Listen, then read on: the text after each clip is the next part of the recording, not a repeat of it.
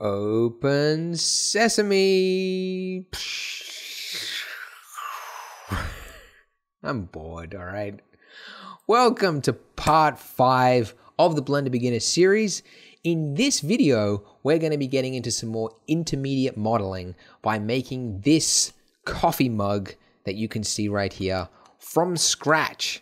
And we'll be doing it, basing it off a photograph. So we'll first go online, get a mug, photo, stick it into Blender, and then we'll basically trace it in 3 dimensions to make the mug. So we'll be using some very common tools you use in modeling: loop cuts, insetting, extruding, that kind of stuff that you can then use to make a whole bunch of objects in the future. So anything you make in the future, we'll be using the tools I'm about to teach you. So look forward to that. And if you make it to the very end of the video, I'll be showing you how you can shatter your mug and make it look like it's just exploded or, whatever. So look forward to that. All right, so this is where we finished up at the end of the last video. So we've got our donut done. Well done.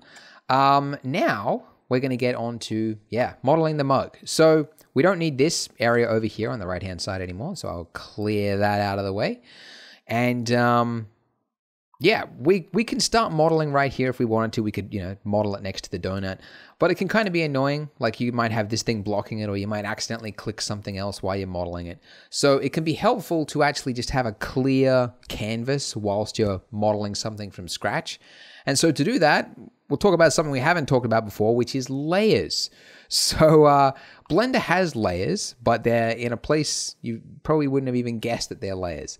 It's right down here at the bottom of your screen, these little tiny squares. So right now we are on layer 1, that first square.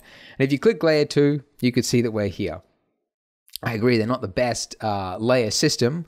I concur with you there. These tiny little dots. I think they are planned to be, in 2.8, they're going to revamp the whole layer system. So that'll be really cool. But until then, we have to deal with these little squares.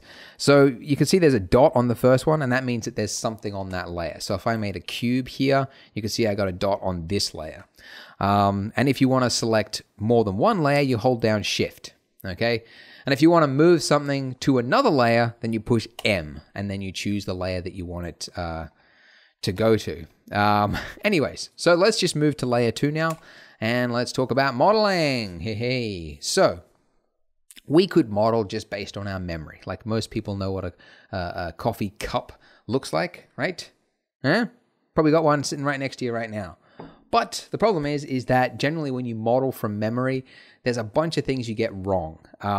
You overestimate how good your memory is, and so as I've said before, it's like a fun game that 3D artists play, even though they don't want to. It's like they model something first. Like I know how to model a doorknob. I use one every day. And then you model it and you go, it doesn't look quite right. I better check an image. And so you go look at some photo references, and then you go, oh man, I forgot about the ring. I forgot about the little indent where the key goes.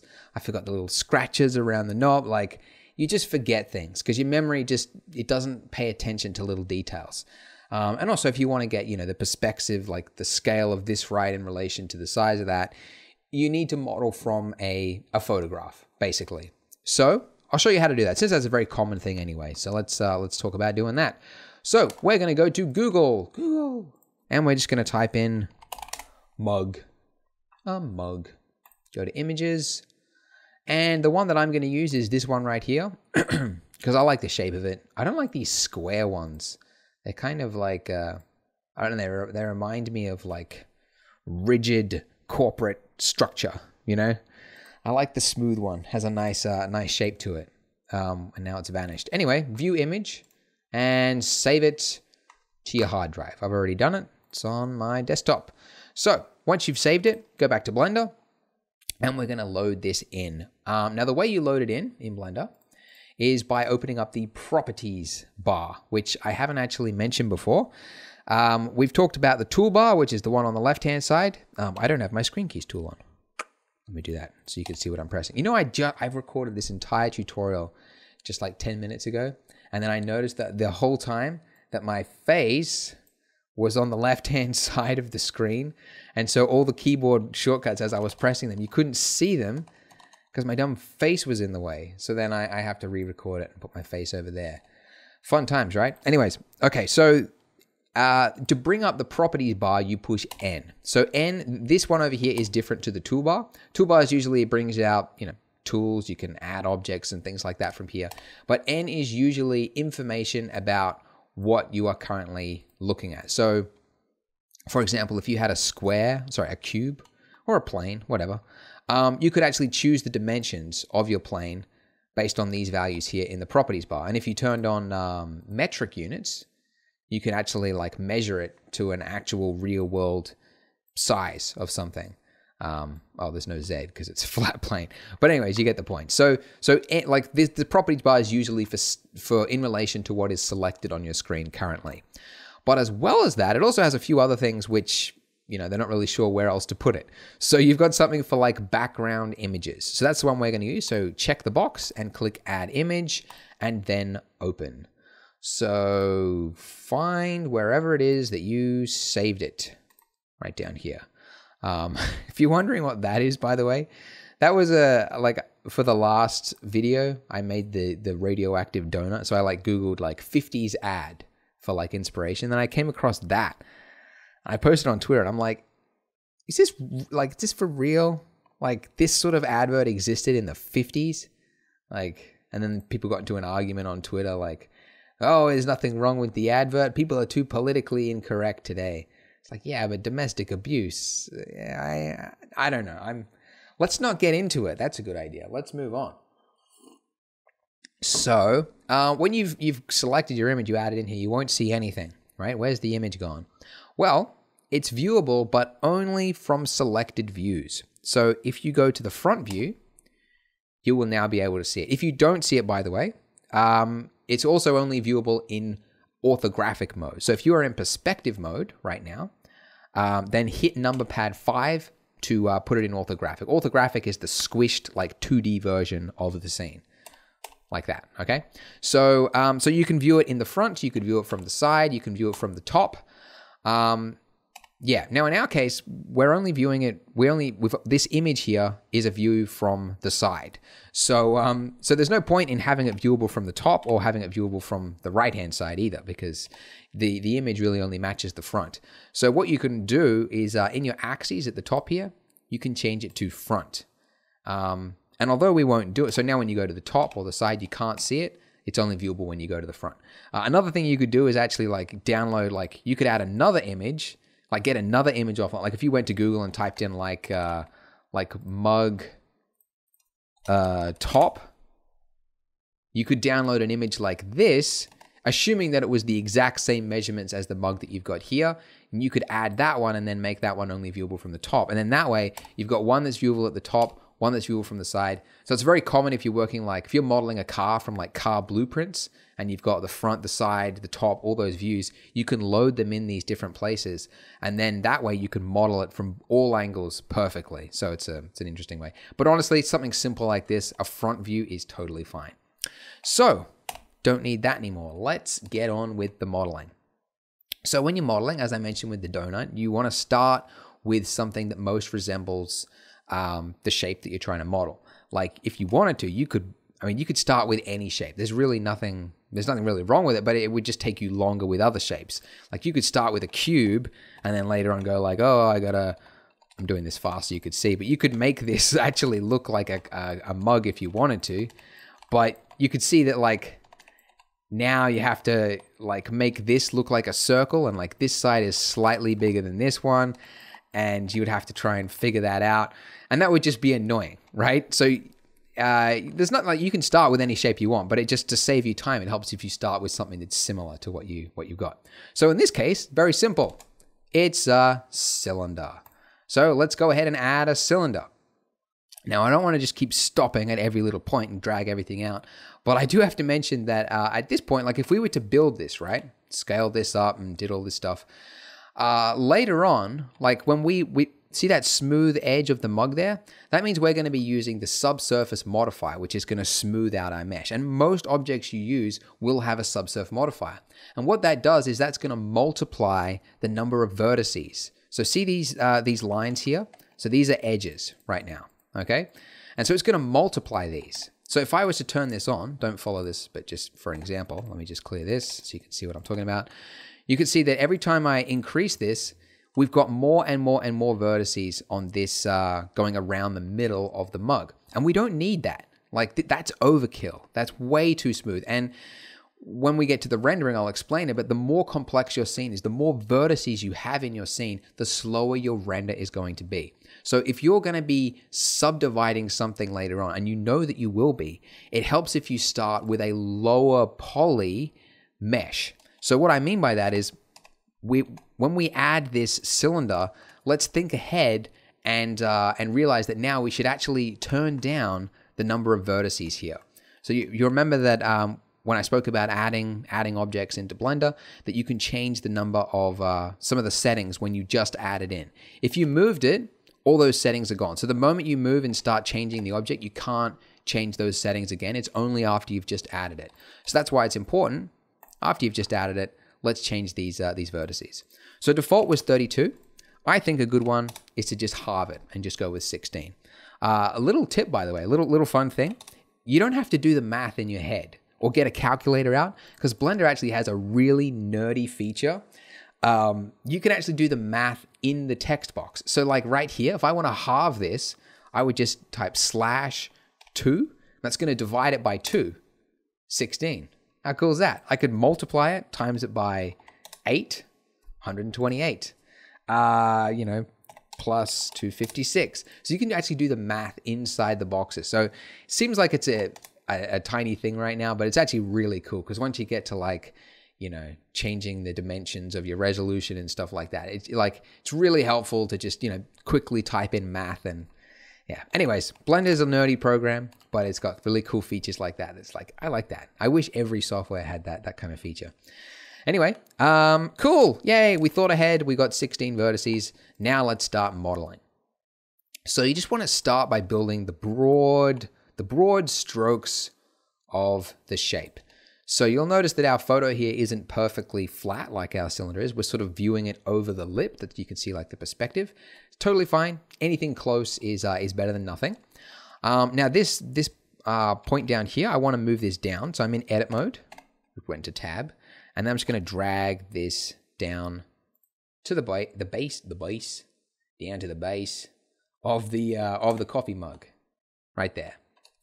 Okay, now how can we create this sloped effect here? Now, if we were to scale down this loop here, oh, by the way, I was Alt left clicking. If you followed the first videos, that's how you're selecting a whole edge like this in one click. Alt click. So if I was to scale this down so that it fits that, you can see that the base of it's now right, but we don't have this this sloped effect here. So I'm going to add in a loop for that. That's how you add in these effects. You need to add more geometry to your mesh. To do that, you hit Control R. And when you do this, you'll get this little purple line that can appear over different parts of the mesh. So it'll appear anywhere where an edge can actually go right now. So if you find the spot that you actually want it, just click. And then once you've clicked, it'll now follow your cursor until you click it again to decide where it is you actually want on the mesh. Now, it doesn't actually matter because you can quickly change it after. Like, say you accidentally clicked it and it was up there. If you double tap G, it's going to slide it along those that edge there. All right. Compare that with if you just tapped G once, you can see that it's now moving like a standard object. So that's the difference. Double tap G will actually just slide that loop along. Okay, so that's a really handy one. It took me years. I didn't know that you could do that. Like, anyways, I wish I had this video when I was a young beginner. No, I probably should have watched more beginner videos when I started. There probably was somebody talking about this, but I just didn't watch the videos because I was a moron. All right, so now I want this to curve it out a little bit more. So I'm going to hit S, and that's going to scale it. And I like it to look about there. Okay, so it's looking pretty squarish there. And I don't want to be doing, you know, extra loop cut, scale that one, another loop cut, scale that one. I could, but it's never going to be as smooth as it could be if I just used the subsurf modifier. And also, like what I was talking about, destructive versus non-destructive workflow. If there's a modifier that you can use that will do something for you, take away some of the work from yourself from modeling, then you should use it. You know, like if you've got the solidify modifier, which we used for the icing, use it, because then that way it'll save you time later on. So having like one loop here is better than having two, because then you have to tweak them both in the future. Anyway, let's just get to it. So modify panel, that's the shortcut. I'll just tell you the shortcut. If you want to quickly add a subsurf modifier, Control 1 or Control 2, 3, 4, or 5. That will increase these levels of this the subsurf there. So you can see what I was doing there, Control 3, 4, and these levels are, the view count is increasing over there. Yeah, it's such a common modifier that it's like that shortcut. Control 1, yeah, anyway. Cool, I'll just keep it at 2 or 3. Now, looking at this looks horrible. I mean, it looks cool like a pinched balloon animal or something, if that's the, if that's what you're going for. But this looks awful as a mug. So the reason this is happening is because of the way subsurf works. Subsurf will blend 3 points together to like their average sort of shape. So to explain what I mean, if you had, and I'll turn on, don't do this by the way, this is just so that I can teach you something. So this is a grease pencil tool. If you hold down D and then left click, you can actually draw, and then D right click and you can remove it. But anyway, I just want to just draw something here, just for education. So if you have like a mesh that went like this, if you turned on subsurf, what would actually happen is, what the, I can't, oh yeah, all right. What would happen is it would go like, different color. It would look like this. Okay, so that's how subsurf works. So it's going from 3 points, that point, this point, and then this point, and it's averaging it out. Okay, so what is happening here in our example is we've got this point at the top, like the very center of our mesh there. Then we've got another point right here, right? That's where that one is, and then another one right down there. Okay, so this shape that it's creating here is the exact shape. Okay, that it should be. So what we need to do is we need to reduce these points. So I don't want it to have to go all the way down there to smooth it.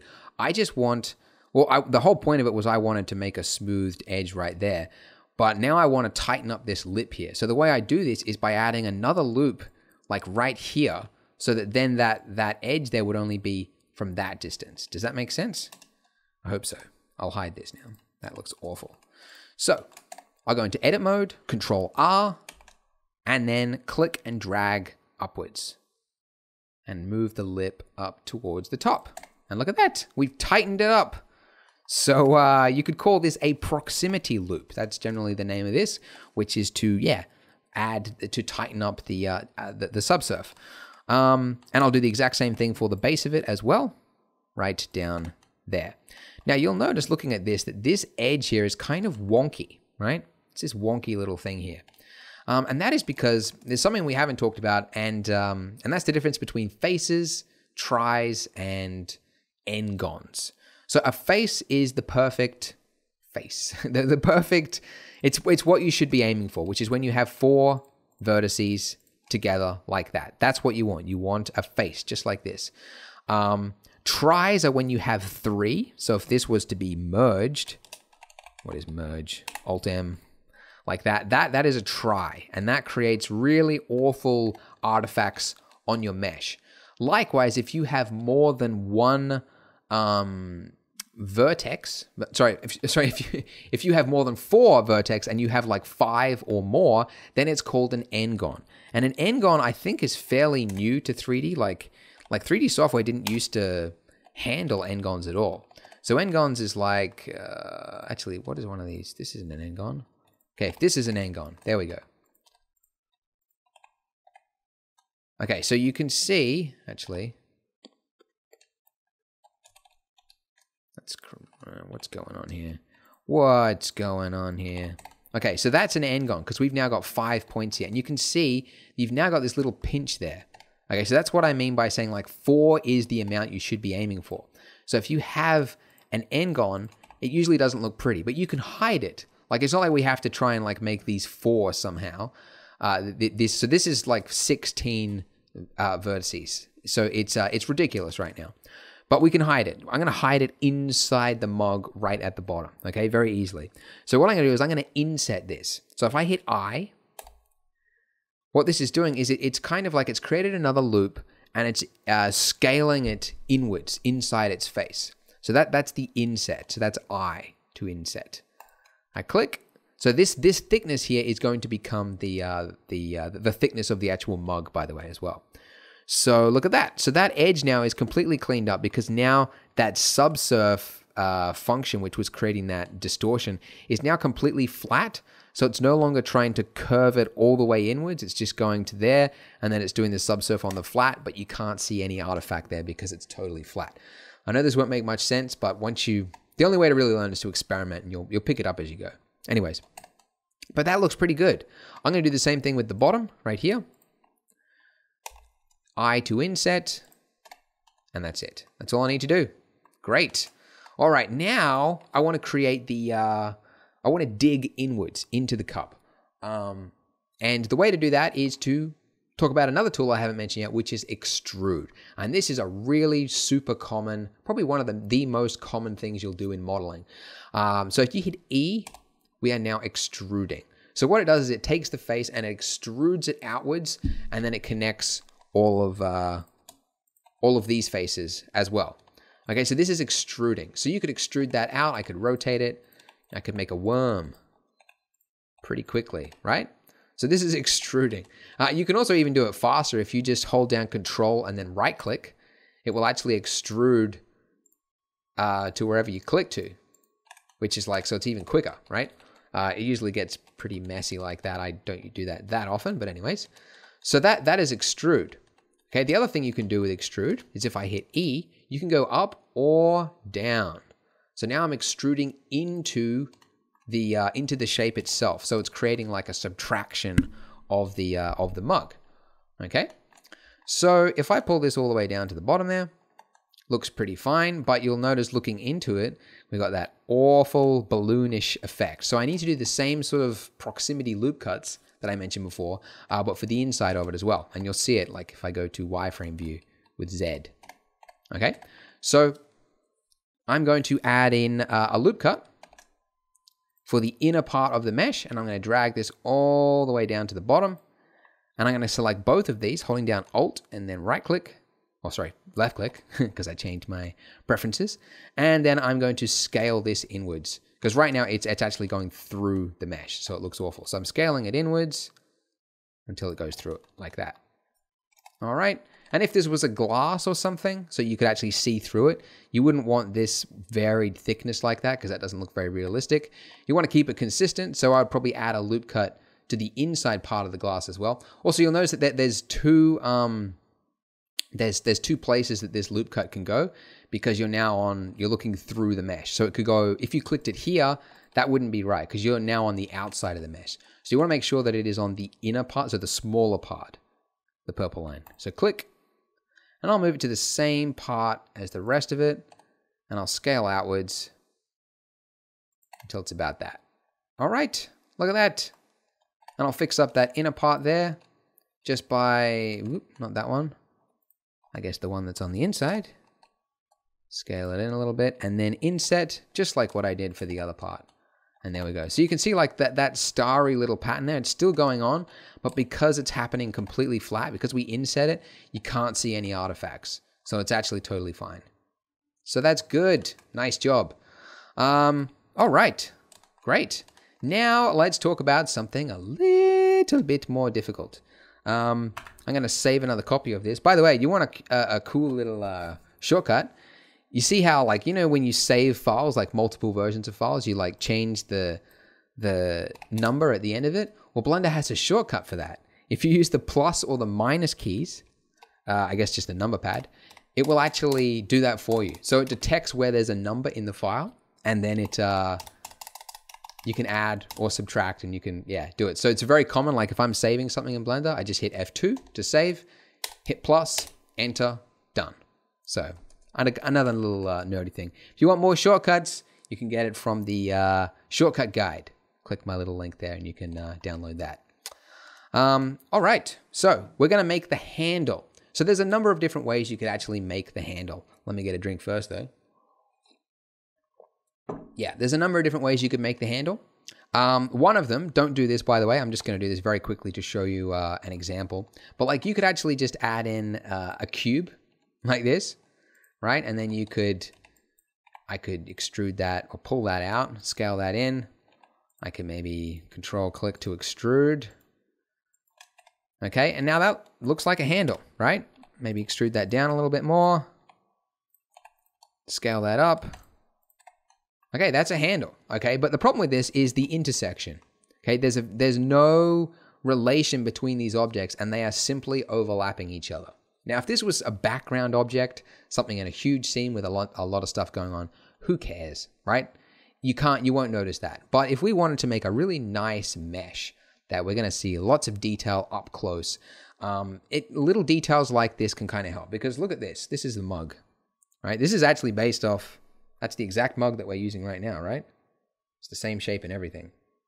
That was deliberate. I like this mug, it's smooth. So you can see if I get it really close to the camera, it's a, yeah, that edge there, you can see it, right? It's actually like kind of melded together. They're kind of like shrunk there and there as well. So it's not like it's just like jutting together. So this, you know, it's fine, but if you wanted to make a more proper looking mesh, then you would do it a proper way. So I'm going to show you that right now. So if we go to front view, edit mode, what I want to do is I want to extrude part of this mesh outwards. So if I went to face select mode right now, right here, and I was to select this face here, and I was to extrude this out, you can see that this whole gap here is absolutely massive, and we don't want that obviously. So we want it to be a little bit tighter, to be around about this height of this this handle here. So I'm going to create two edge loops. So Control R, I'm going to create the first one right here. I'll move it at the top, and then I'll create the other one at the bottom, sort of around, you know, roughly around about there. Okay, and now if I select that face and extrude it out, you can see that it's now about the right width of a handle. Okay, now the other thing is that if I was to start, you know, extruding this or whatever, you can see that the angle of this face, it's kind of like on an angle right there, and that's because we are looking at sort of edge on of the mug, and so it's not going out completely to the right, it's sort of at an angle. And if we were to continue this and pull this all the way down, then it would just be it just makes modeling things very difficult. So you want to try and keep it completely straight. So the way I can do this is I can actually rotate the mug so that that is then completely flat like that. Now I could go into top view like this and then rotate it till that fits right there. But since you watched part 2 and we talked about the axes for rotating things, you'll remember that we can rotate something on a specific axis. So I can rotate on the Z axis by typing Z. And now look at that. I can rotate until that face there is completely flat, or close enough anyway. And there we go. Great. So now I can extrude this out, and look at that. We're starting to get our handle. Getting our handle on. Awesome. All right, now I'm going to scale this along the Z axis to squash the height. If I was to just hit S and scale, it would start to pinch it like that ways as well, which you don't want. But if you scale it along the Z axis, then you can see that it's just squashing it height-wise. So that's good. So I'll do that, and then I'll extrude this out again. You can just go really rough right now. Like you don't try and get it to match up, because it won't until we get to some more fine tuning, but just the basic shapes of it right now is totally fine. And I'll pull this down to about here. All right, now we'll have to do some connection and stuff down there. We'll do that in a bit. But for now, I just want to clean this up a little bit to try and make this match our reference a little bit better. So I'm just pulling this out.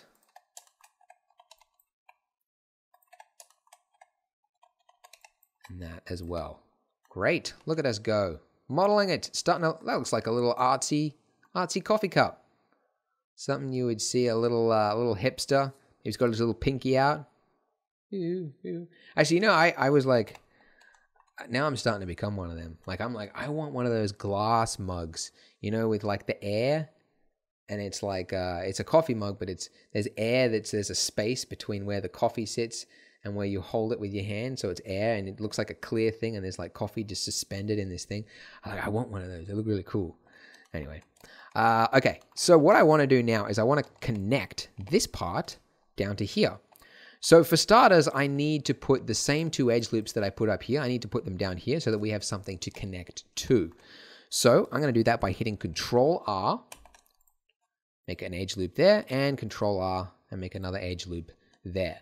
So now let's talk about connecting. Now, this is something like a lot of users like panic with, like, what am I doing? What am I doing?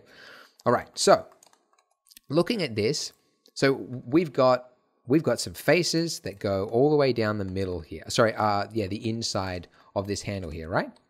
So what we could do, if we want to connect this, we could create a connection from there to there.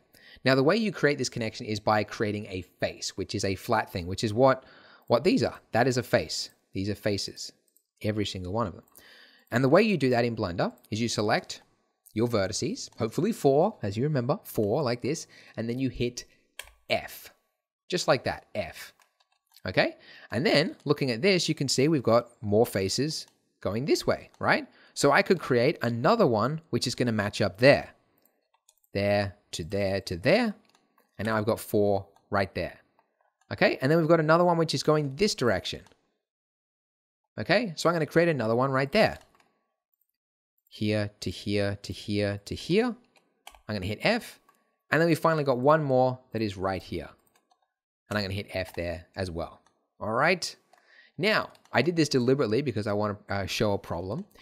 This, you can see that something is not quite right here. And you might go, oh, the normals, they're in the wrong direction or something. So I might try and clear the normals, which is the way that the faces are facing. So I'll recalculate those. But there's still something not right. There's like a little pinch going on. And there's a little pinch that's going on here as well. And the reason for that is that on those areas that we did, there's actually a face inside here. So generally speaking, like if I went inside the handle, you can see that it's a tunnel, right? You want it to be completely sort of empty inside, right? But right up to the end here, we've got a face. Look, now I look like I'm in a spaceship or something. Yeah, you want it to be completely empty inside. So we need to delete just that face right there. So I'm going to hit X or delete. And because we're in edit mode, you get options for what you actually want to delete. If I was to delete the vertices, you would actually just delete that whole segment. And that's not what you want. What you want to delete is your face. Delete your face. Just like that. All right? And then we've got another one, which is right here, because there was a face there when we did that as well. So I'm going to hit X and delete that face. And now we have cleaned that up. So yeah, I included that just because I wanted to talk about, about that problem. So you want to make sure that it is empty inside and you don't have a face inside an object like that, because it always creates conflicts because the software doesn't know, like you can't have it doesn't exist in the real world, like the flat plane inside the other thing. Yeah, there's ways of doing that if you wanted to actually build a tunnel with a door or something, but that's not the way you would do it. But anyways, let's stay on track. So it looks pretty good, but you can see looking at this, it's very sloped. And it's, although this is quite sloped as well, it's not sloped to that degree. And especially sort of like at the bottom there, right? And it's because we have the same problem as I mentioned with the subsurf. It's because it's got these 3 points and it is smoothing between them like that. That was a weird noise. So what we need to do is we need to tighten it up. So we could add an edge loop right here, and that would tighten that up. But the problem is that you sometimes, and you can kind of see it here, especially if you turn up the subsurf, can kind of make out like a faint line. So I don't know if I actually like that one right there, but I could make an edge loop on here instead, and I could tighten that area up right there. And now that looks pretty good. So now it's, you know, it would still be going, you know, from all the way down there to smoothing that part out. But because that is no longer all the way over here, it's only just right here. It's now a lot, it's a lot more subtle, right? Yeah. What am I doing? What's actually going on here? Oof. All right. Okay. So I'll do the exact same thing for this one down here. So I'm going to hit Control R, make a little loop cut. And now we've smoothed out that handle. Look at us go. On fire. All right. I mean, that's pretty much it. It's not bad. That came out very, very well. So, should be proud of yourself. If you followed along, should be proud of yourself. Cool. Now, if you've got like, I don't know, maybe like a visible line or something, like let's say this one was a little bit higher than what I had it. You know, you might have something that looks like a sort of a travel mug. So just sort of smooth it out and just, you know, select an edge like that, double tap G, and just sort of choose where you actually want that to appear, or, you know, G and then Z to just move the whole thing vertically, you know. So just try and smooth it out as best you can. Try and make it match your reference. Modeling is one of those finicky things, you know. Some artists like it, some artists hate it. I remember I interviewed Nick Campbell from Grayscale Gorilla, who's a Cinema 4D user. And he hates modeling. He's like, I hate it. I hate it. It's so boring.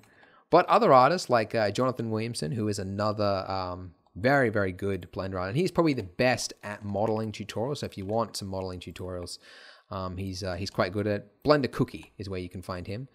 Or CG Cookie /Blender. They changed their name, I guess. By the way, what I'm doing right now is I'm just, because I noticed that my cup wasn't quite the width of the photo in the background, so I'm just making slight adjustments. So yeah, but anyways, that's basically some modeling in a nutshell. So we did this step so that you can learn about yeah, because I didn't just want to have like this beginner series just be a donut, because that's like a little too simple. Just add a torus. It's a little simple. So having this coffee cup just gives you something a little bit more challenging to focus on. One thing, you want to smooth out your mesh right now. And that will present a few problems if you have them. Like it's easier to see, like if we had a line right here, like you can kind of, now you can see like there's this noticeable little line there. So going into smooth mode, turning up the subsurf, that can really start to present any problems that you might have in your mesh. And if you wanted to as well, you could also create another loop inside your mug. If you didn't want the lip inside to be that far down, you could, you know, bring it up, make it look a little bit more squarish. But I will leave that up to you. Now, your homework. What? Homework? I know. It's, but you gotta learn, right? You gotta learn. And this is part of it. Like, if you follow the tutorials always, when you actually finally then go to make your own thing, you'll be like, and you freak out. So this is a small little piece of homework I want to give you. And that is to model a plate. Go back to our layer 1. We have a donut. We want to put it on a plate because we're not savages. Just who puts a donut directly on a table, huh? So give it a plate to sit on. You could make any plate you want. You could get one like those Corel plates, like completely smooth. You can make the ones with the little lip on it. You can make a fancy plate. Do whatever you want. Make yourself a plate. Now that we've made the coffee mug, the plate should be relatively simple. So give it a shot yourself. Now at the start of the next video, I will have my plate prepared and I will show you what my mesh looks like. But I want you to try making it yourself now. And please do try it if you really do want to learn and get better at Blender. This is one of those things like mental process. Start problem solving yourself and it'll really help you out. So give it a shot yourself. The other piece of homework is I want you to give this coffee mug a material. And that should be very simple as well. Basically the exact same material. As I mentioned, the icing, it's the same basic thing that is on like 90% of objects you make. Diffuse gloss through a mix shader. All right, so I want you to set that up for the coffee mug as well as the plate as well. So your homework, model the plate, then give materials to the mug and the plate itself. And when we go to the next part, mine will already be prepared, and I'll show you how they were done. All right.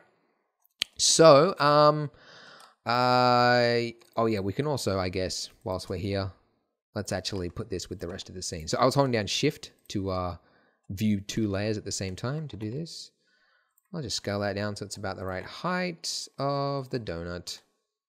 Good job. The other thing, by the way, I don't know if I really want to mention this, but if you scale or scale up and down a mesh, it helps if you clear the scale, because these measurements can affect other modifiers and particles and things like that in your mesh. So it's a good habit to clear the scale. So to do that, you hit Control A and then hit Apply the Scale, and now these numbers all become 1. So just a little thing. I know that won't make much sense now, but you know, I use it a lot in future tutorials and I explain it better. But anyway, so let's do that. Now, the other final thing I mentioned, I wanted to show you at the end of the tutorial is something fun. Let's smash this mug. Smash it, smash it, smash it. I want to smash it. So to do this, we're going to use a feature in Blender, which isn't official. It's kind of like I guess what you call like a fan-made tool. And you can access this in Blender. There's a bunch of them. If you go to File, User Preferences, and click on Add-ons, these tools here are made by different people. Some of them are so well made that they eventually become part of Blender, like turned on by default or whatever, or part of the actual program. But there's a bunch of them, like this one to generate landscapes. This one generates ivies. This one to like architecture is really cool. We've actually generated ones ourselves for from Blender Guru, like Pro Lighting Studio for like quick lighting setups for your scenes. So these are like, you can download new ones online. There's a whole bunch of really cool ones. But anyways, the one that I want you to turn on, type in fracture or frac, and then click the one that says cell fracture. So if you just click that little button there and then click on X, you don't have to click save user settings. Otherwise that'll save it for your default scene. Oh, by the way, we don't need that background thing anymore either. So now to use this, you have your mug selected, or the thing that you want to break, and then just type in frac, and it will bring up this. So when you click this, it's going to bring up a whole bunch of options, which is crazy, and I'm not going to go over everything now. I actually have a full tutorial on making a bullet go through glass, which is actually like an animation as well. So if you want to watch that, you can. But for this part, I just want to briefly explain. This here is the number of times it's going to shatter, like how many pieces will be left over at the end of it. So I don't know, however many you want. I don't know, let's try 200, right? And then recursive is like fracturing those individual pieces as well, like a few of those. So it'll fracture the small pieces 1 time, so fracture them 8 times per 1 small piece, whatever. And then just go ahead and click on OK. Now what this is going to do is it's going to, you can see it's made a cube over the whole thing, and now it's subtracting those little pieces from the actual mug itself. This is taking a lot longer than what it did last time I did it. What on earth is going on? 200, I guess, is overkill. It should be a lot faster. Huh. Well, I should have saved Blender. That was a mistake. Last time I did it in like 5 seconds. Well, I'll pause the recording and let's see how it looks when it finishes.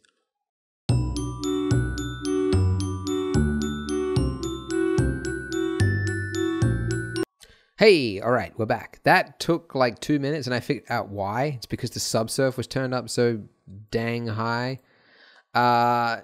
So now, it'll place the pieces on a separate layer. So the next layer, so it should be on layer 3 for you. And when you do that, you get this fractured-y looking thing here, which is cool. So now what you can do with this is if you turn on proportional tool with O, and then you push G and drag it out, you can see that it now looks as though it is it's breaking up. So although this won't be an animation, because that involves like rigid body and it's like a whole nother, another challenge. But again, I have a video on that if you it's advanced. Don't do it yet, probably. But someday, you can do something with it. So you can make it look like a bullet's gone through it, or it's just shattered, maybe hit the floor or something. By just moving stuff about, and have fun with that, basically. So that is how you can shatter a mug, and that is shatter the work that you just did, the hard work on modeling a mug. So thank you for watching, and I will see you in the next part. Bye.